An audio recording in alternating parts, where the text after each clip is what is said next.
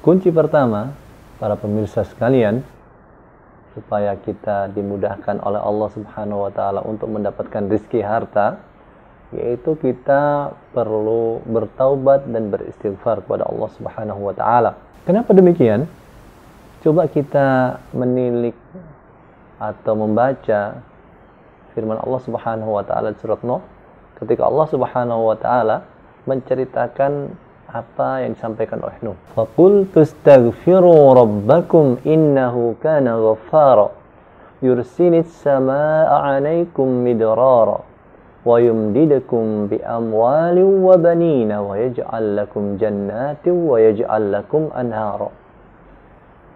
Aku katakan kepada kaumku, beristighfarlah, minta ampunlah kepada Rabb kalian. Sesungguhnya Dia Maha Pengampun. Hasilnya, yursilis samaa'a 'alaikum midrara. Allah akan mengirimkan hujan lebat kepada kalian. Wa yumdidukum bi amwalin wa banina wa yaj'al lakum jannatin wa yaj'al lakum anhara. Dan Allah akan memperbanyak anak-anak kalian. Allah akan memperbanyak harta-harta kalian. Dan Allah akan mengadakan kebun-kebun dan sungai-sungai. Wa yaj'al lakum jannatin wa yaj'al lakum anhara. Para jamaah, ada kisah menarik.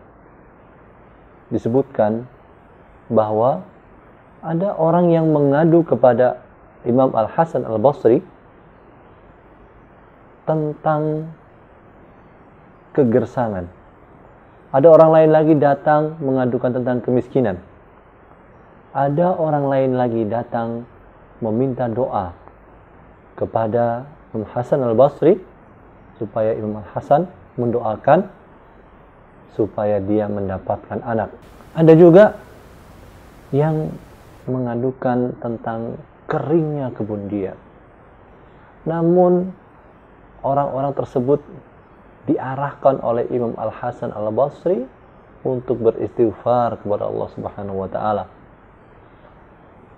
Disebutkan Ar-Rabi bin Sabih itu bertanya, kenapa banyak orang yang mengadu namun jawabannya sama, yaitu beristighfar. Kemudian Imam Al-Hasan Al-Basri mengatakan bahwa beliau tidak menjawab ini berdasarkan pemikiran pribadi, namun beliau menukil firman Allah Subhanahu wa Ta'ala di surat Nuh tadi. Faqultu astaghfiru rabbakum innahu kana ghaffara yursilis samaa'a 'alaikum midrara wa yumdidukum bi amwalin wa banina wa yaj'al lakum jannatin wa yaj'al lakum anhara. Jadi Imam Al-Hasan Al-Basri berpandangan bahwasanya masalah-masalah tersebut adalah solusinya adalah beristighfar kepada Allah Subhanahu wa Ta'ala. Dan termasuk dalam pembahasan kita, yaitu dari situ kita mengambil kesimpulan bahwasanya kesulitan rezeki perlu diatasi dengan taubat dan istighfar. Dalam ayat yang lain, para pemirsa sekalian, disebutkan bahwasanya Nabi Hud juga mengarahkan kaumnya, وَيَا قَوْمِ اسْتَغْفِرُوا رَبَّكُمْ ثُمَّ تُوبُوا إِلَيْهِ يُرْسِلِ السَّمَاءَ عَلَيْكُمْ مِدْرَارًا وَيَزِدْكُمْ قُوَّةً إِلَى قُوَّتِكُمْ وَلَا تَتَوَلَّوْا مُجْرِمِينَ.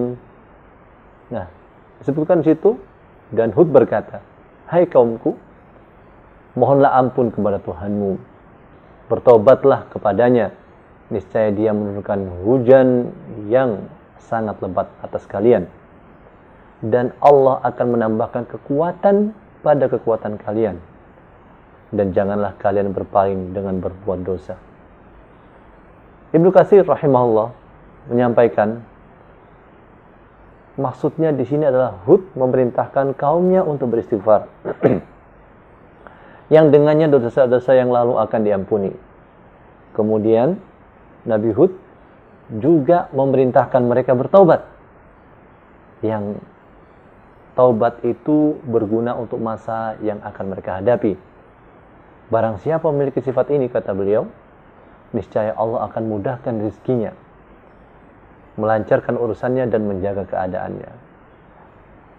Kemudian tentu saja para pemirsa sekalian, kita harus tahu bahwasanya istighfar bukan dengan lisan saja, tapi istighfar itu dengan perbuatan juga.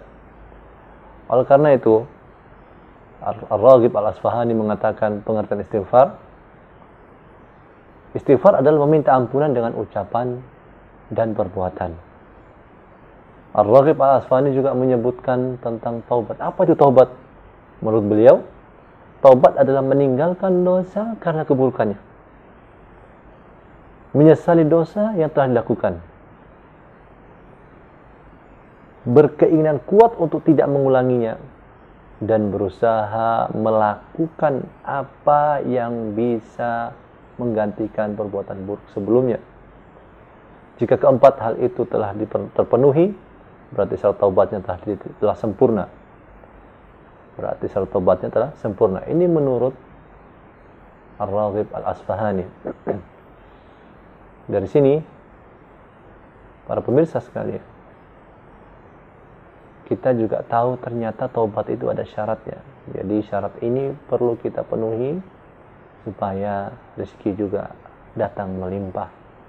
Yang pertama, tentu kita ikhlas lillahi ta'ala, ya, bukan karena dorongan orang, bukan karena malu atau yang lain.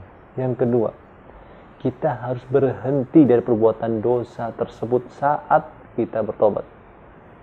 Yang ketiga, kita harus menyesali dosa yang telah kita lakukan. Yang keempat, kita harus bertekad dan berazam. Jangan berazam untuk tidak kembali lagi ke dalam dosa tersebut, Yang kelima, kita masih berada di masa bolehnya bertobat, yaitu ketika nafas belum sampai kerongkongan dan ketika matahari belum terbit dari barat. Berikutnya, kalau misalnya ternyata dosa itu berkaitan dengan hamba Allah yang lainnya, nah ada syarat tambahan para jemaah sekalian, yaitu kita perlu meminta kerelaan hati, kita perlu memberikan haknya, kita perlu minta maaf kepada orang tersebut. Semoga kita dimudahkan oleh Allah Subhanahu wa taala untuk mengamalkan amalan mulia ini, yakni beristighfar dan bertobat. Semoga kita bisa membiasakan lisan kita untuk beristighfar kepada Allah Subhanahu wa taala dan bertobat, sehingga diharapkan dengan begitu pintu-pintu rezeki akan dibuka oleh Allah Subhanahu wa taala dan kita mendapatkan rezeki harta dari jalan yang tidak disangka-sangka. Demikianlah kunci rezeki yang pertama. Semoga kita bisa menyambungnya di seri yang berikutnya, dan kita tutup dengan kafaratul majlis. Subhanakallahumma wa bihamdika asyhadu an la ilaha illa anta astaghfiruka wa atubu ilaik. Wa sallallahu ala nabiyyina Muhammad wa ala alihi wasallam. Wassalamualaikum warahmatullahi wabarakatuh.